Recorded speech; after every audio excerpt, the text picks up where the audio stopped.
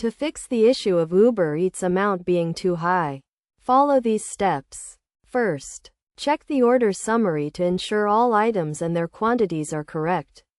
Sometimes, an extra item or larger size than intended can cause the total to be higher than expected. Next, review the delivery fee, as this can vary depending on the location and time of day. If the delivery fee seems excessive, consider picking up the order instead of having it delivered. Also, look at the service fee, which is a percentage of the order subtotal. If the service fee is too high, try to place the order during off-peak hours when the fee may be lower.